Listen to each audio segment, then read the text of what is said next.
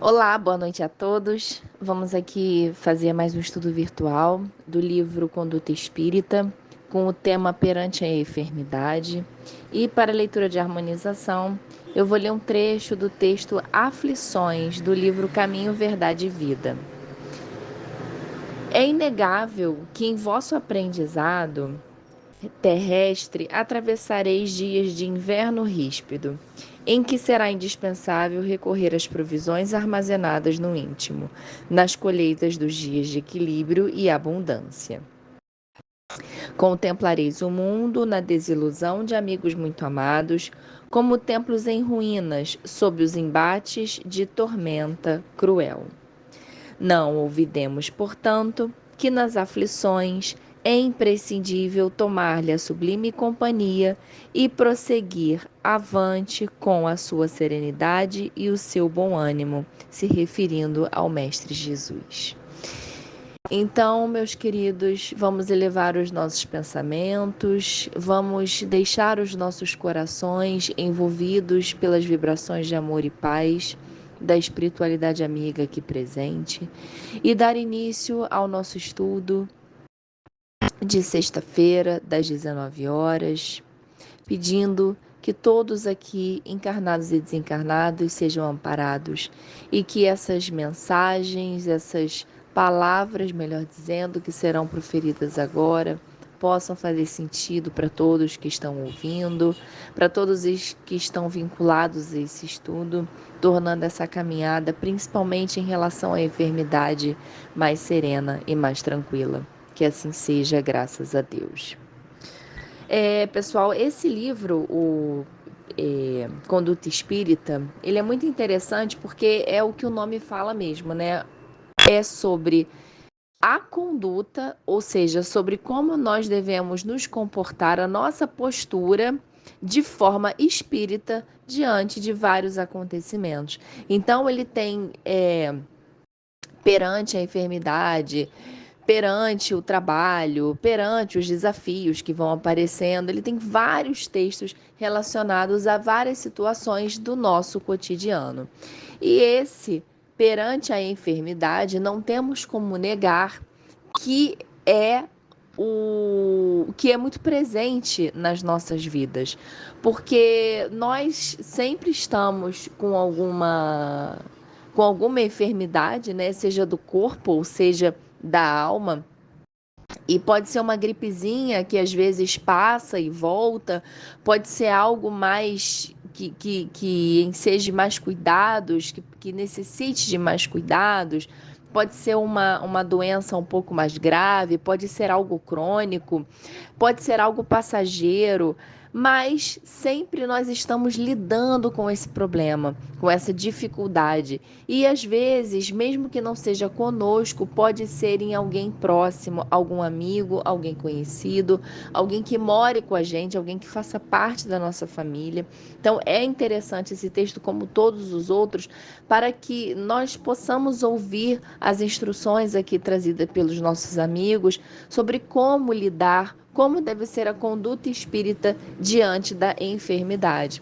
Antes da gente entrar no texto propriamente dito, é sempre bom relembrar as causas das aflições, sejam as atuais ou sejam as passadas. Isso está lá no Evangelho segundo o Espiritismo. E uma das coisas mais maravilhosas do Espiritismo é esse entendimento de que nós somos herdeiros de nós mesmos e que assim nós herdamos as coisas que praticamos no passado e somos responsáveis por aquilo que vamos colher no futuro. Sendo assim, Sendo assim, nada impede que a enfermidade que a pessoa esteja vivendo ou presenciando, seja dela ou do próximo, tenha relação com essas causas atuais ou causas anteriores. Então, vamos aqui ler o texto. Sustentar inalteráveis a fé e a confiança sem temor, queixa ou revolta, sempre que enfermidades conhecidas ou inesperadas lhe visitem o corpo ou lhe assediem o lar. Cada prova tem uma razão de ser. E isso que ele fala é interessante pelo seguinte: quando é uma gripe, por mais forte que ela seja, é uma gripe. É como se estivesse dentro do nosso controle até certo ponto. Então, eu nem vou ao médico muitas vezes, dependendo da gripe, do resfriado. Eu já sei o que eu vou tomar. Tem pessoas que preferem coisas mais naturais, né? Eu não tomo remédio, eu vou tomar um chá, é chá de gengibre, é chá de alho, né? Essas receitas mais ancestrais. Tem pessoa que, eu só vou tomar aqui uma vitamina C, eu vou tomar um antigripal. E ali dentro de 3 ou 4 dias, novamente, o corpo está restabelecido. Ou a pessoa, eu exagerei na comida, então agora eu tô aqui passando um pouco mal do fígado, eu tive um pouco de uma instabilidade, então vou passar o dia deitado, uma dor de cabeça. Essas são situações que nós temos dentro de um controle, dependendo do que estamos acostumados. Porém, algo que não conhecemos, quando temos uma nova enfermidade, quando é um sintoma que desconhecemos e principalmente um sintoma que nos causa dor, que nos causa alguma dificuldade, alguma diferença na nossa aparência, nos causa preocupação. E foi interessante a leitura que eu fiz no início, né, sobre o nome dela é Aflições, inclusive, que ele fala já no primeiro parágrafo sobre a necessidade de recorrer às provisões armazenadas no íntimo. Por que isso, pessoal? É um pouco parecido com a meditação. Quando nós lemos sobre meditação, o que eles falam é que para nós acostumarmos o nosso cérebro, higienizarmos o nosso cérebro através da nossa respiração, do controle da respiração, todos os dias um pouquinho. Para quando vier o momento que eu precise usar essa respiração, eu saiba fazer. Que é isso, que é usar as provisões armazenadas no íntimo. Imaginem que, não sei se vocês já participaram de algum desses treinamentos de fuga, né? Então, você está aqui num lugar de risco e esse lugar pode pegar fogo a qualquer momento. Então, nós vamos fazer um treinamento para que, na hora que acontecer, todos saibam o que fazer. Só que imagina se você faz isso uma vez, na hora, a probabilidade da pessoa entrar em pânico e não lembrar do que tem que ser feito, ela é enorme. E por isso que ele vem dizendo isso aqui. Porque a pessoa tem que praticar todos os dias para que na hora que ela precise utilizar aquilo que ela praticou, aconteça com êxito, com sucesso. De nada vai adiantar eu pegar o evangelho, ler uma vez ou outra, eu frequentar a casa espírita uma vez ou outra, porque na hora que a enfermidade, a dificuldade, a vicissitude aparecerem na minha vida, eu não vou lembrar de nada que eu estudei. Eu não tenho uma reserva, como ele fala aqui. Eu não tenho uma provisão armazenada. Eu não tenho de onde tirar. Eu não tenho uma reserva de conhecimento, de maturidade e de sabedoria. Quando essa enfermidade, voltando para o nosso tema de hoje, quando ela visitar a minha vida, quando ela visitar a vida de determinada pessoa, se essa mesma pessoa não estiver com a fé, com a crença, com a confiança armazenada dentro dela, ela não tem essa reserva, ela não tem de onde tirar. Ela vai ficar, a chance dela ficar desestabilizada naquele momento é muito maior.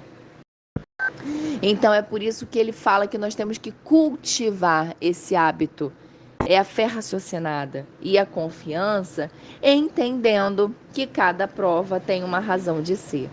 E ele continua: com o necessário discernimento, abster-se do uso exagerado de medicamentos capazes de intoxicar a vida orgânica, né? Então não é se entupir na linguagem mais banal, né, falando aqui, se entupir de remédio Ah, eu vou tomar um remédio para deu qualquer coisinha, eu já vou e tomo um remédio. Porque o remédio, ele tem a sua utilidade, lógico, ninguém aqui está falando, ninguém é contra remédio.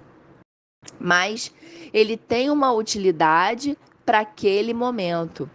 Ele tem uma utilidade naquela quantidade. Nós temos que discernir tanto o quanto devemos fazer, cuidar bem do nosso organismo para evitar o uso do remédio, para chegar nesse ponto, mas também quando eventualmente ocorrer a enfermidade, usarmos com parcimônia, usarmos o medicamento da forma adequada. Para o serviço da cura, todo medicamento exige dosagem. Desfazer ideias de temor ante as moléstias contagiosas ou mutilantes, usando a disciplina mental e os recursos da prece. A força poderosa do pensamento tanto elabora quanto extingue muitos distúrbios orgânicos e psíquicos.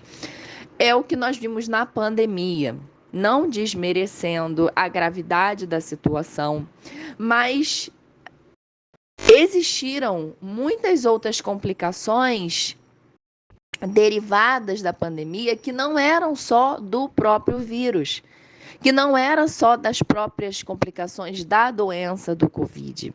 Existiram as complicações como a depressão, a síndrome do pânico, a ansiedade, que representam essas ideias de temor ante as moléstias contagiosas ou mutilantes. Pessoas com medo de adquirir o vírus, imaginando o que poderia acontecer com elas e com os seus. E é o que ele vem nos falando.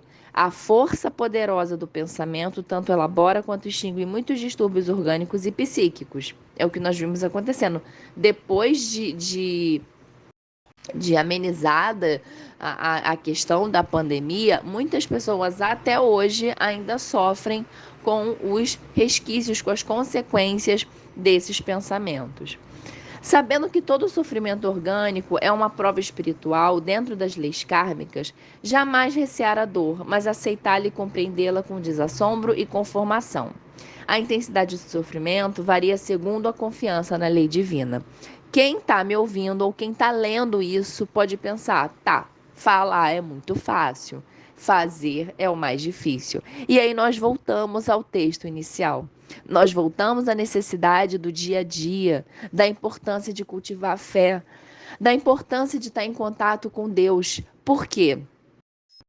A dor, ela existe, mas a forma de nós vivenciarmos e lidarmos com ela é que vai fazer a diferença. É que vai fazer a diferença para nossas vidas. E isso é mais um entendimento do Espiritismo, que a dor, ela vem para educar. É como Santo Agostinho nos falava, pelo amor nós temos duas formas de evoluir, pelo amor ou pela dor. Infelizmente, ou felizmente, né, não dá para saber, nós ainda escolhemos a dor, porque não sabemos o amor. Então nos resta aprender pela forma mais difícil, mais dolorosa e mais sofrida. Mas ainda Deus misericordioso nos dá o Espiritismo para que nós, mesmo com a dor, possamos enfrentar isso de forma mais tranquila. Aceitar o auxílio dos missionários e obreiros da medicina terrena, não exigindo proteção e responsabilidade exclusiva dos médicos desencarnados. A eterna sabedoria tudo dispõe em nosso proveito. Afirmar-se mentalmente em segurança, acima das enfermidades insidiosas que lhes possam assaltar o organismo, repelindo os pensamentos e as palavras de desespero ou cansaço na fortaleza de sua fé. A doença pertinaz leva à purificação mais profunda. Quem já esteve doente, acredito que todo mundo já passou por um período de doença, principalmente quando é uma doença mais séria, que mexe mais ainda com o nosso cotidiano, né? Porque voltando o resfriado, não estou desmerecendo aqui o resfriado, a gripe de ninguém, mas a gripe e o resfriado, elas são enfermidades que te permitem continuar tendo sua vida social com mais cuidado, continuando a ir para o trabalho, né? Continuando a ter uma vida familiar, mas uma doença que exige uma internação, por exemplo, a pessoa tem que ficar internada no hospital.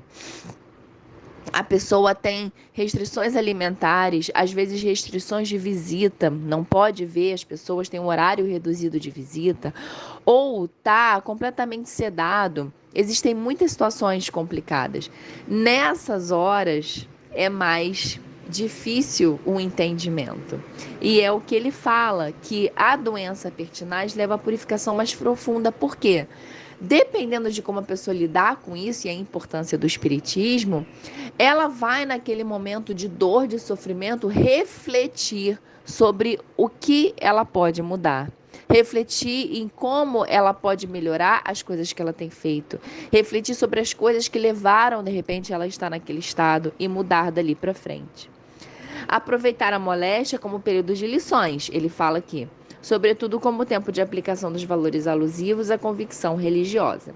A enfermidade pode ser considerada como termômetro da fé. E finalizando, nós temos o trechinho do Evangelho de Mateus, capítulo 11, versículo 28, que é até um trecho bem conhecido da fala de Jesus: Vinde a mim todos os que estáis cansados e oprimidos, e eu vos aliviarei. E aí é interessante porque muitas pessoas podem ouvir isso e falar assim: mas onde está Jesus? Eu quero ir até ele, eu preciso desse alívio. E Jesus está nessas palavras: Vinde a mim, vinde ao meu conhecimento. Vinde a mim através das minhas palavras, faça o que eu digo. E no caso de Jesus, faça o que eu fiz, né? Porque às vezes a gente brinca, faça o que eu digo, mas não faça o que eu faço. No caso de Jesus, sendo o nosso modelo e guia, nós podemos fazer o que ele diz e fazer o que ele fazia. Jesus tinha e tem uma conduta espírita. Sabia e sabe usar a fé, usar a confiança, tanto para evangelizar como para suportar o que ele suportou. E nós estamos aqui, dentre tantos aprendizados, inclusive para aprender a lidar com a dor. Nesse mês em especial, no mês de setembro, nós estamos comemorando o aniversário que foi ontem, dia 12, de Alta de Souza. Alta de Souza, que é a mentora da nossa casa, que tem por nome, né, Grupo Espírita Alta de Souza. E Alta de Souza foi essa pessoa enquanto encarnada, é esse espírito de escola, mas foi essa pessoa enquanto encarnada que suportou muito a dor. Tanto a dor emocional, a dor afetiva, porque ela, aos 3 anos de idade, ela já não tinha os pais, 3, 4 anos ela já não tinha os pais. Ficou órfã da mãe, depois ficou órfã do pai. Agora eu não me lembro, mas eu acho que foi a mãe primeiro, depois ela ficou órfã do pai.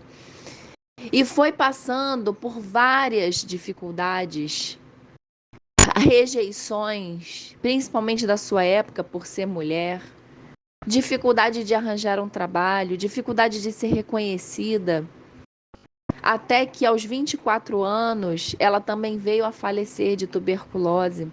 Então teve uma vida muito curta, uma vida encarnada muito curta, e sempre escrevendo poesias, poemas maravilhosos, sendo conhecida como uma das maiores poetisas místicas do Brasil, tirando proveito dessa dor, tendo resignação e resiliência.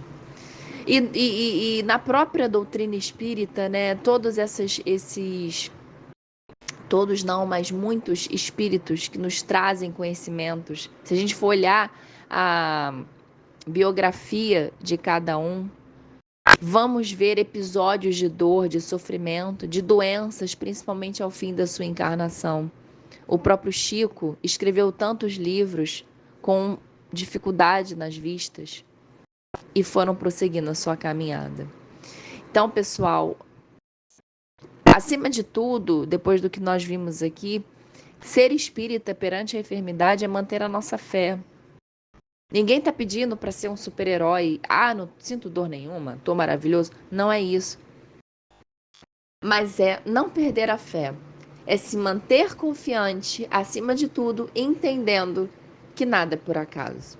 Que essa dor, ela tem um propósito. E que nós saibamos aproveitar de forma edificante para a nossa reforma íntima, para a nossa evolução. E agora, então, vamos fazer a nossa prece de encerramento, agradecendo ao nosso Mestre Jesus, como sempre fazemos, por todo o exemplo que ele nos deu e continua nos dando, nos trazendo. Agradecendo a Deus, nosso Pai, por tanta misericórdia, tantos ensinamentos. Agradecendo a Alta de Souza, em especial, por nos proporcionar essa casa, esses estudos, a harmonia do nosso grupo, a presença de todos encarnados e desencarnados. Agradecendo muito por esse exemplo de resignação e de resiliência.